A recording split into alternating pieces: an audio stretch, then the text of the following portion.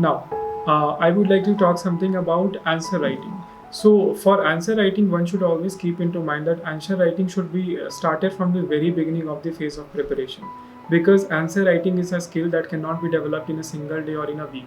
So, the better strategy would be to start answer writing right from the very beginning that one has started preparation for UPSC. So apart from it, in answer writing, one should take into consideration three things. First thing is that there should be a general, one should not breach the word limit. If there is a word limit given that is 150 words, then that should hardly be, there is a scope for 20 words plus or minus, that the range could be from 130 to 170, but not less or more than that. It is generally advisable. Second thing is that an answer should be very structured and should be very clear. So one should always focus on the presentation part. Now, third is there is often a query being asked that what should be the way of answer writing. That one should go for point wise, or one should go for paragraph writing. So my suggestion to you will be that both the answer format works really well. I used to write in paragraphs, so it worked for me, and that totally depends on the candidate, and it is not right to judge that one can only score by writing it point wise. So for answer writing, you can divide the answer into three parts: introduction, body, and conclusion. Introduction and conclusion should form around 33 to 35% of the whole answer. And for starting an introduction, you can start by defining the basic words mentioned in the question, or you can give a historical or current background of that particular event being asked.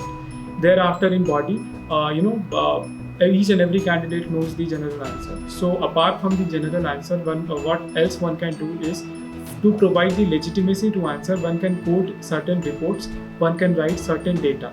So that gives a legitimacy to your answer. And apart from it, in the conclusion portion, one should always keep into mind that conclusion should always be optimistic in nature.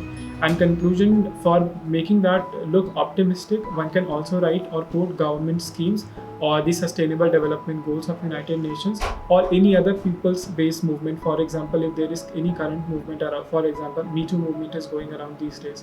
So these people-based movement, government schemes, or any scheme of international bodies, or even of any prominent scheme of local government. For example, state government is carrying out any prominent scheme, then that can also be mentioned in the conclusion part. So this will make your answer look very comprehensive, and it will give a very multi-dimensional view to your answer. And in this, I would also like to say that one should always mention certain examples within the body or within the conclusion of question. For example, if we are talking about Panchayati Raj, we can always mention the Kerala model, that is one of the most successful model of Panchayati Raj in India.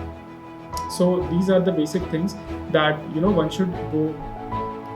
should take into consideration while writing an answer. And if you're coming to Paradigm IAS Academy, then Amrish sir will take care of that. He takes into consideration that there are certain factors.